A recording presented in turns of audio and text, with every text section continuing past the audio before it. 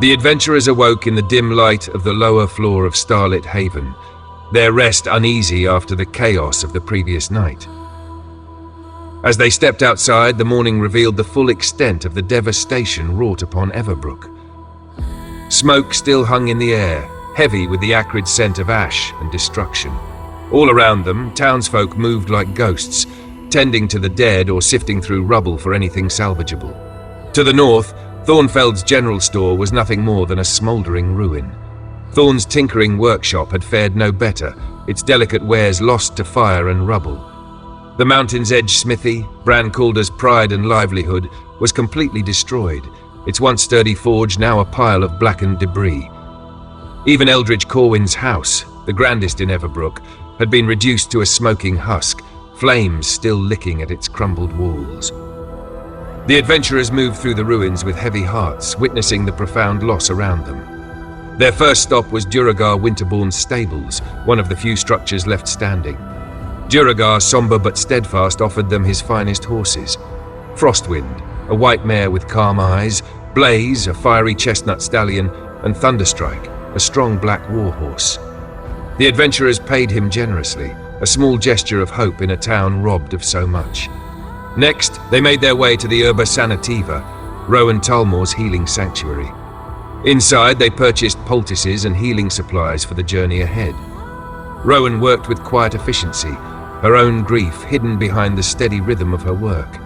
The adventurers thanked her and moved on, their spirits already heavy.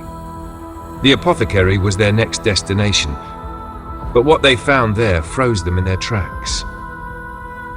Leora Vale, the town's beloved healer, lay lifeless in the rubble outside her shop. The building itself was destroyed, smoke curling up from its remains. The party stood silently for a moment, the weight of loss palpable. There was nothing left to salvage, only sorrow to carry with them.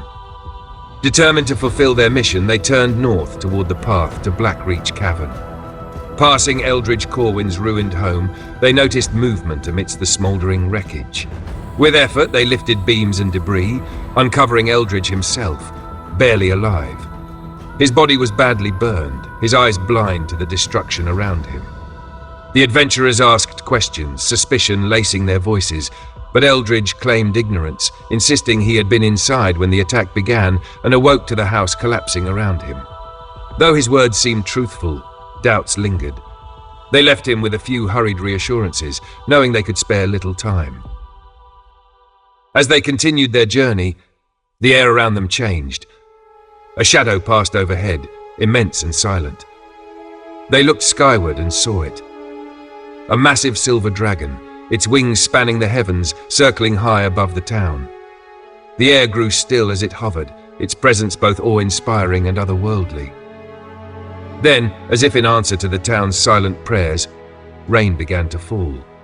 Gentle and cleansing, it swept through the ruins, smothering lingering flames and washing away ash. The dragon turned, its mission seemingly complete, and vanished into the mist. The adventurers stood in reverent silence, their spirits buoyed by the rain's soothing embrace. In the distance, a boat approached along the starlit lake. Fina's wings, its name etched proudly into its prow, came into view. The adventurers recognized the crew, Captain Eric Holden, Nolan Fletcher, Finn, and Leo, who called out with offers of passage. The journey across the lake was quiet, the crew speaking in hushed tones of Everbrook's tragedy and the dangers ahead. Hours later, they reached the northern shore. The path to Blackreach Cavern awaited, winding through dense forest and rocky terrain. Though their bodies ached and their hearts were heavy, they pressed on. By the time they reached the cavern's yawning mouth, the sun was dipping low in the sky. The adventurers paused, staring into the darkness ahead. They knew what awaited them, an ancient evil, the Veilstone, and the weight of a mission that could determine the fate of Ardenfell. Gathering their courage, they stepped into the shadows, leaving the light of day behind once more. The hope of the town, and perhaps the world, rested on their shoulders.